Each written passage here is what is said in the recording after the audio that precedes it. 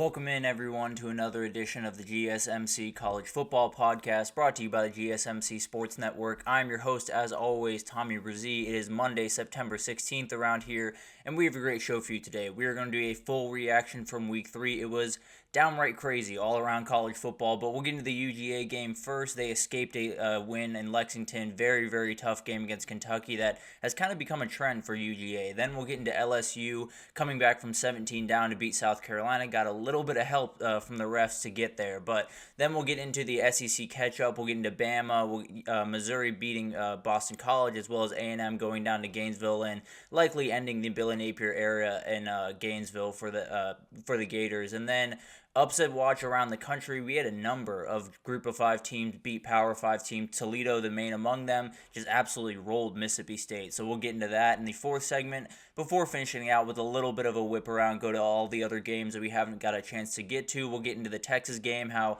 Quinn Ewers went down. Doesn't sound like it's too serious, but we'll get into that in the last segment as well. So going to be a great show for you today. Very, very packed show. But before we jump in, I do want to remind you all we get tons of questions and comments throughout the show, and the best way for you all to get your questions on the screen, get them to the top of the list, is to use that super chat at the bottom of the screen. You'll see that little $sign at the bottom of the chat on the Sports Network page. Just click on that. Any question, any comment you have, you can leave it there, and I will absolutely get to it as soon as I can. Sometimes in the chat it goes just a little bit fast. And then if you'd like to use that GSMCPodcast.net page, that is up and running as well. But let's go ahead and jump into this because there is so much stuff to get to today. There is so much stuff that happened this past weekend, but I do want to start in Lexington, Kentucky, where UGA was able to escape with a win. And this was one that I did not see how this going this way. I'll be totally honest with you. This was a very, very interesting game going in, and frankly, I probably should have given it more credence because the last couple of times Georgia's gone up to Lexington to play a game,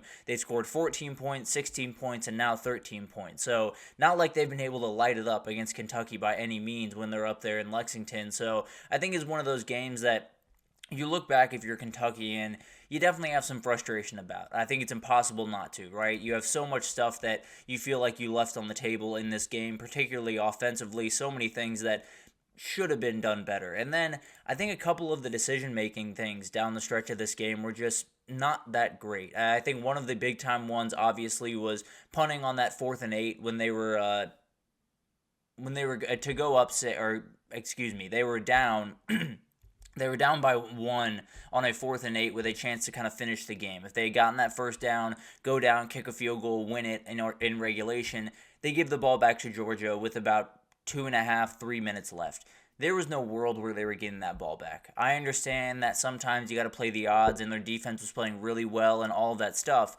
They were not getting the ball back from Georgia. You don't give the ball back to the number 1 team in the country at your home stadium when you're within 1 point. You just don't do it, especially when you're in plus territory. I understand it was the 47 or whatever of Georgia, but you got to take your shot when you have them.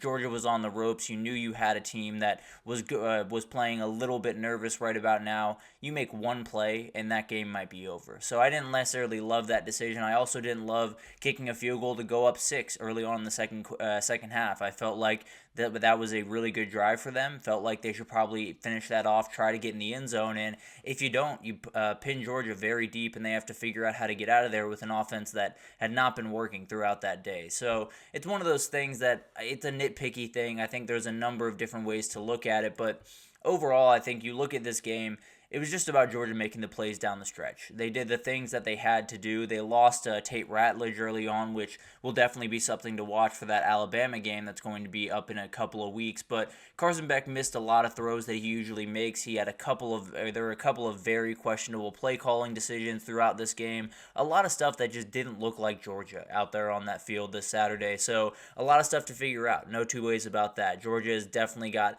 a lot of things that they need to get in order, but this is probably exactly what they needed to kind of whip them into shape, get them ready, and keep them moving on throughout this season. I think Kirby's going to have those guys really ready to go when they go to Tuscaloosa. I can almost promise you that because these next 15 days are going to be incredibly tough for that group. I can promise you. This is going to be a very intense time at Georgia practice, and they're going to try to get that stuff figured out as quickly as possible, and then be ready for that Alabama game in a couple of weeks, which is getting more and more interesting by the day, and we'll talk about Bama here in a second. But how did Georgia win this game? And frankly, there were a number of ways that I don't even know how they were able to win this game. But halftime adjustments obviously played a huge role. When they came out of halftime, they went field goal, touchdown to get back within, or to get the lead that they would not give back. So did exactly what you needed to do coming out of half. None of this was clean, don't get me wrong, but having 58 yards going into halftime and then being able to come out, score 10 quick points, and take that lead that would be yours for the rest of the game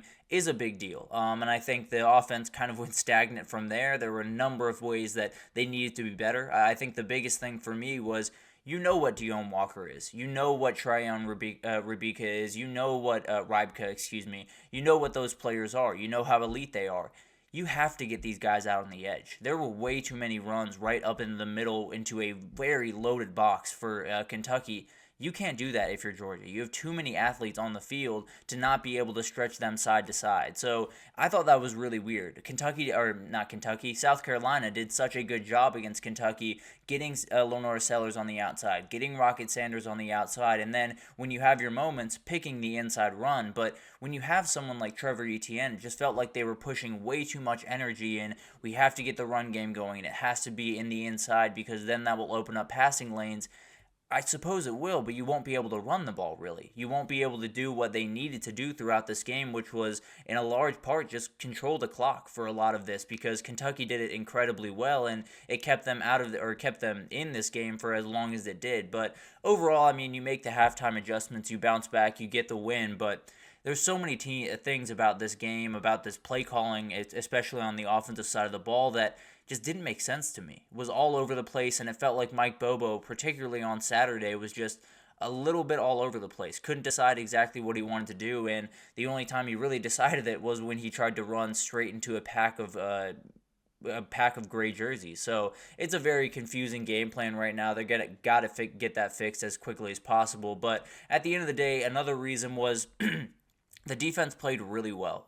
They were bend, don't break. They did exactly what you needed them to do, which was just force field goals every single day. And don't get me wrong, Kentucky kind of met them halfway here because they did not play very good football. Let's just be honest. The passing game down the field was relatively non-existent. Brock Vandegrift missed a number of passes that could have been made and been for huge gains, including one that might have just finished the game with about 3 minutes left. They had a tight end over the middle of the field that he just outright missed. And if he hit him, then this game's a lot different. But the reality is, you have so many things going right for that UGA team right now. The defensive line, I apologize. The defensive line has real problems. They do not nearly have the depth on the interior that they need right now. Now, they do have 13 days right here to get healthy and get everyone back on the field, but they need to get everyone back on the field. It can't be, a couple of guys coming back here and there, because they have a pretty steep drop-off after those first two guys, and you can't have Christian Miller out there playing 35 snaps a game. That's just not going to be a winning formula, especially as you get deeper into SEC play. But overall, played really good defense. Jalen Walker was on the stat sheet, only had 2 tackles and 1 pass breakup. He was everywhere. He was absolutely remarkable in this game, had all the pressures in the world. Tyron Ingram-Dawkins was everywhere as well. The defense did plenty. The defense did exactly what you expect the Georgia defense to do, especially when their offense is struggling, which is just keep them in the game and then let them make the plays down the stretch, which is exactly what happened. Carson Beck played really, really iffy football for a vast majority of this game. Felt like he was very uncomfortable, did not expose zone coverage the way that he usually does. It was a very uncharacteristic game from Carson Beck above anything else, but he made very few elite throws. The one he did make sealed the deal to Dominic Lovett for 33 yards. His feet were basically in his end zone, and he threw an absolute dart. It was a huge, huge play, and it was one of those things that you just needed it. You needed one play throughout this game to make this thing, to kind of put this thing on ice, and you put the ball in the hands of Carson Beck, and he makes a huge one. So it's still this UGA team, right? A lot of things can go wrong the first, 3.5 quarters. A million things can go wrong. The reality is, at the end of the day, if Carson Beck can make that one play down the stretch of the game, you're likely going to have a good shot to win. And then Trevor Etienne really turned it up in the second half. Didn't necessarily play very great football throughout this game, but when they needed him to make plays, he really made some plays. But overall, I think you're coming out of this game, and where these teams go from here, I think for Kentucky, this one hurts. You're coming off a game where you got absolutely bullied by a team that you likely shouldn't have in a lot of different ways, and you are coming into this game with a lot of people questioning what Mark Stoops is doing, how this team is going to work out. Are they even going to go 7-5 or 6-6? There's so many different questions around this team, and then you barely miss out. You barely miss out on that one win that would totally change their season, that would totally change their fans' ideology throughout the season. So it's hurt. It definitely hurts. There's no two ways about that. They have so many things to figure out on the offensive side of the ball. Have to find more of a run game. Brock Vandegrift has to get things going in the pass game. Has to be more comfortable back there because he is a dangerous passer. The reality is, if he's not going to make the reads that are in front of him, you're not going to be able to move forward with him at quarterback. Now, the problem is, I don't know that the guy behind him is all that better in Gavin Wimsatt, but you got to figure out something else. You got to figure out a new way to go about business on offense because this is just not working, and it won't work against pretty much any defense that has a pass rush. Just the reality of the situation right now for Kentucky.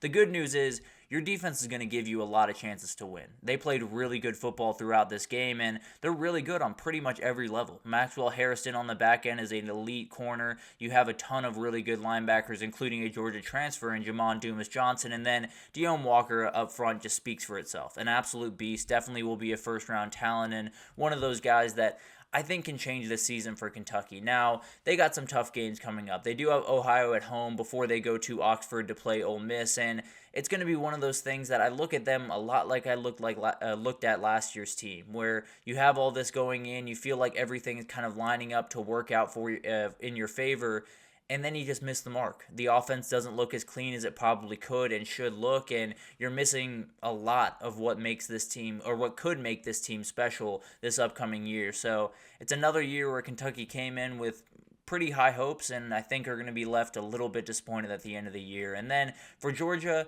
that didn't look like a Georgia team, period. I think it was one of the worst performances I've seen from a Kirby Smart Georgia team in his entire career there. But the reality is, they got through with a win. And that's the end-all, be-all at the end of the day. But the thing is, they do have to figure out the offensive side of the football. They've played one good half of football against a good defense throughout this year, and it was the second half of that Clemson game. That was the only time where this offense looked like it was fully rolling, at least against an elite defense like Clemson or Kentucky.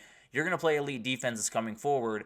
They're also going to have an elite offense on the other side. You're going to play Ole Miss, and they're going to have Jackson Dart. You're going to play Alabama in a couple weeks. They'll have Jalen Milroe that can absolutely tear your heart out in a second. And then you'll play Texas down the road, and whether it's Arch Manning or it's Quinn Ewers right about this moment, it seems like they're going to be able to do the exact same that Alabama can do. So you're just going to have to be ready. You're going to have to play cleaner on the offensive side of the football. And then the thing that coming out of this game that everyone's talking about is this is probably what they needed. This is probably what Kirby needed to get their guys focused and ready. Now, they have had a number of these throughout the last couple of seasons. They've been able to win most of them, but the reality is they got a lot to fix. This is not a team that is going to walk into Tuscaloosa and get a win by this point. They have so many things that they need to figure out, and I think the biggest thing is just these next 13 days in Athens, Georgia for a football player are going to be really tough. I cannot imagine Kirby Smart is super happy about what he saw this weekend, and I think it's going to be a lot of wind sprints for Georgia throughout this next week, and then we'll see what they can do in Tuscaloosa in a couple of weeks. Definitely a win that Georgia will take. They will put it on their schedule and keep it moving, but so many things to figure out for Georgia, and that team that they're playing in a couple weeks don't have too much to figure out, at least as it looks right now. But let's take our first break here, and when we come back, we're going to talk about that LSU-South Carolina game. All over the place, and a lot of it had to do with those guys wearing the black and white, so we'll get into that right after this, so stick with us.